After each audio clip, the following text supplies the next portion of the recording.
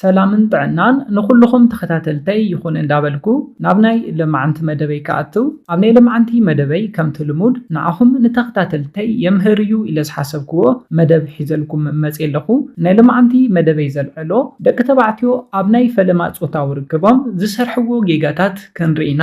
እዞም ቀፂለ ዝሕብረልኩም 6 ጌጋታት ዋላ ድሕሪ ግዜ ሓዳር ምስሪትኩም እውን ሒዝኩሞም ብምጽናሕ በዓልቲ ቤትካ ወይ ድማ ኣፍቃሪትካ ናይ ፆታዊ ርክብ ሂወታ እንዳጽለአቶ ንኽትነብር ዝገብሩ ሓደገኛ ጌጋታት እዮም። እስካብ ናይ መደበይ ፍጻመ ሓቢርኩም ንጸኒሕኩም ትምህርቲ ንኽትወስዱሎም ክሕብረልኩም ይደሊ። ነዚ ቻነል ሓደሽቲ ዝኾንኩም ሰብስክራይብ ብምግባርን ነታ ናይ ደወል ምልክት ሓንቲ ሻዕ ብምንካን ዝተፈላለዩ ናይ ፆታዊ ርክብ ናይ ጥዕና ከምኡውን ናይ ሓዳርን ናይ ፍቕርን ሂወት ኢንፎርሜሽን ትረኽብሉ ቻነል ስድራ ንኽትኮኑ ብኽብሪ ንሓትት። መደብና ናብ ብዙሓት ሰባት በፂሑ ብዙሓት ኣሕዋትና ትምህርቲ ንኽወስዱሉ ላይክ ጌርኩም ጀምርዎ። ስድራ ንዝኾንኩምኒ እንዳመስገንኩ ናብ መደበይ ክምለስ። ኣብ እዋን ፆታዊ ርክብ ደቂ ኣንስትዮ ይኹና ደቂ ተባዕትዮ ይኹኑ እንታይ ክትገብሩ ከም ዘለኩም ዝሕብሩ መደባት ሰሪሐልኩም እየ። ናይ ልምዓንቲ ፍልይ ዘብሎ ግና ሓደ ወዲ ንፈለማ ግዜ ፆታዊ ርክብ ኣብ ዝፍፅመሉ ግዜ ዝሰርሖም ጌጋታት ክንርኢና። እዞም ጌጋታት እንዳዓበዩ ብምኻድ ሓዳር እስካብ ምብታን ምፍታሕ እስካብ ዘይትፈትውዎ ናይ ፆታዊ ርክብ ሂወት ኣብ መንጎ ፍቑራት ንክህሉ ዝገብር ሓደገኛ ጌጋታት ስለ ዝኾነ ኣድህቦኹም ነዚ መደብ ሃብዎ። እቲ ቀዳማይ ንሪኦ ሓደ ወዲ ኣብ ናይ ፈለማ ናይ ፆታዊ ርክብ ግዜ ዝሰርሖ ጌጋ ዘሊልካ ናብ ፆታዊ ርክብ ምእታው እዩ።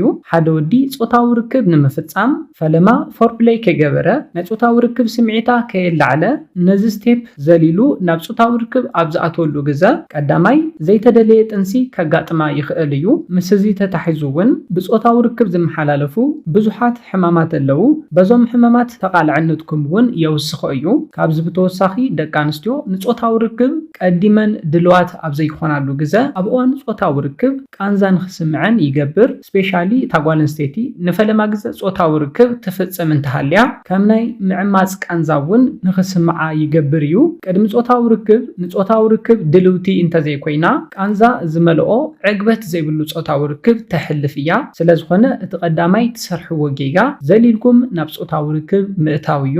ኣብ መበል ካልኣይ ንሪኦ ደቂ ተባዕትዮ ትሰርሕዎ ጌጋ ድማ ነታ ጓል ኣንስተይቲ ምግዳድ እዩ። እዚ ነገር እዚ ኣብ መንጎ ፍቑራት ጥራሕ ዘይኮነስ ኣብ መንጎ ሰብ ሓዳር እውን ዝረአ ጌጋ እዩ። ንፆታዊ ርክብ ብሓይሊ ብናትካ ድሌት ጥራሕ ክተግድዳ እየብልካን። ምክንያቱ እንታይ እዩ? ናይ ደቂ ኣንስትዮ ኔቸር ቀስ እንዳበላ ናብ ፆታዊ ርክብ ስምዒት ዝኣትዋ ስለዝኾነ እዩ። ስለዝኾነ ኣብ ናይ ፈለማ ናይ ፆታዊ ርክብኩም ግዜ ክተግድድወን ክተጭንቕወን የብልኩምን። ብዝተኸኣለኩም ዓቕሚ ንዓርሳ ሪላክስ ጌራ ንፆታዊ ርክብ ሬዲ ኣብ ትኾነሉ ግዜ ጥራሕ ፆታዊ ርክብ ክትፍፅሙ ኣለኩም። ኣብ መበል ሳልሳይ ንሪኦ ደቂ ተባዕትዮ ኣብ እዋን ፆታዊ ርክብ ትሰርሕዎ ጌጋ ድማ ኮንዶም ዘይምጥቃም እዩ። ኮንዶም ካብ ብዙሕ ነገር ክከላኸል ዝኽእል እዩ።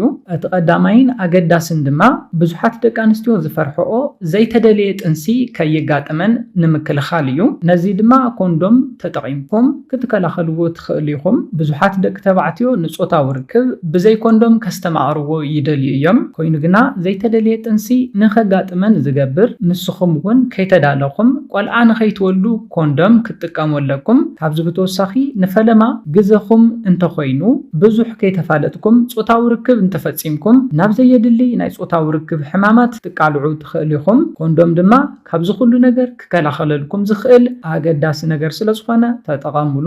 ኣብ መበል ራብዓይ ንሪኦ ኣብ ፈለማ ግዜ ፆታዊ ርክብኩም ትሰርሕዎ ጌጋ ድማ ናይ መጀመርታኹም ከም ዝኾነ ዘይምዝራብ እዩ። ብዙሓት ደቂ ተባዕትዮ ከም ጅግና ንኽቁፀሩ ጥራሕ ናይ ፆታዊ ርክብ ልምዲ ኣለኒ ኢሎም ብምዝራብ ኩሉ ነገር ከም ዝፈልጡ ኣብ ፆታዊ ርክብ ጅግና ከም ዝኾኑን ንነብሶም ኣእሚኖም ነታ ጓል ኣንስተይቲ እውን ይዛረቡ። ኣብዚ ግዜ ናብ ፆታዊ ርክብ ኣብ ዝኣትውሉ ግዜ ዘይተፀበይዎ ነገር ከጋጥሞም ይኽእል እዩ። እቲ ቀዳማይ እንታይ እዩ? ናይ መትሎ ምድካም እዩ። ቅድሚ ሕዚ ናይ ፆታዊ ርክብ ልምዲ ኣብ ዘይህልዎ ግዜ መትልኡ ክደክም እንተሎ ክደናገፅ ክሰናበድ ይኽእል እዩ። እዚ ድማ መትሎ ጉዳዩ ዘይምባልን ቀልጢፍካ ናይ ምፍሳስ ፀገምን ከስዕበሉ ዝኽእል እዩ። እቲ ካልኣይ ድማ ብሉፅ ኣዕጋባይ ጾታዊ ርክብ እንታይ ከም ዝኾነ ስለ ዘይፈልጥ ኣጊቡ ኣፍሲሱ ምስ ወደአ ኣብ ዝትስአሉ ግዜ ናይታ ጓል ኣንስተይቲ ናይ ጾታዊ ርክብ ስምዒት ገና ኣብ ዝለዓለሉ ግዜ ስለ ዝትስእ ፀገም ከጋጥመኩም ይኽእል እዩ። ስለዝኾነ ብዝተኻእለኩም ዓቕሚ ናይ መጀመርታ ግዜኹም ከም ዝኾነ ክትነግርውን ኣለኩም። ንሰን እውን ጋይድ እንዳገበራኹም ብሉፅ ኣዕጋባይ ጾታዊ ርክብ ክትፍጽሙ ከም ትኽእሉ ክትፈልጡ ኣለኩም። ኣብ መበል ሓምሻይ ንሪኦ ትሰርሕዎ ጌጋ ድማ ብዛዕባ ጾታዊ ርክብ ፍልጠት ዘይብልኩም ምዃኑ እዩ። ጾታዊ ርክብ እስካብ ዝፈጸምና ግዜ ብዛዕባ ጾታዊ ርክብ ግድን ክንፈልጥ ኣለና። ጾታዊ ርክብ ንሂወትና ንሓዳርና ዘምቅር ኔቸር እዩ። ስለዝኾነ ክንሓፍረሉ ዘይኮነስ ፍልጠት ክህልወና ኣለዎ። ኣይን ክፋል ሰውነተን ንኻኺኢኹም ሓሳሲኹም ክትዕግብወን ከም ትኽእሉ ምፍላጥ፣ ደቂ ኣንስትዮ እውን ብተመሳሳሊ ኣይን ክፋል ሰውነቱ ንኻኺኢኺ ክተለዓልዮን ክትዕግብዮን ከም ትኽእሊ ምፍላጥ ኣገዳሲ እዩ። እንታይ ዓይነት ኢንቫይሮንመንት ንጾታዊ ርክብ የመቅሮ ዝብል ነገር ምፍላጥ እውን ብሉፅ ነገር እዩ። እንታይ ዓይነት ናይ ጾታዊ ርክብ ናይ ፖዚሽን ዓይነት ከ ዝበለፀ ይምረፅ ዝብል ሓሳባት ግድን ክትፈልጡ ኣለኩም። ብዛዕባ ጾታዊ ርክብ ምፍላጥኩም ንጾታዊ ርክብኩም ኣዕጋባይ ዝገብሮ እምበር ዘሕፍር ነገር ክኸውን የብሉን። ስለዝኾነ ብዛዕባ ጾታዊ ርክብ እኹል ፍልጠት ክህልወኩም ኣለዎ።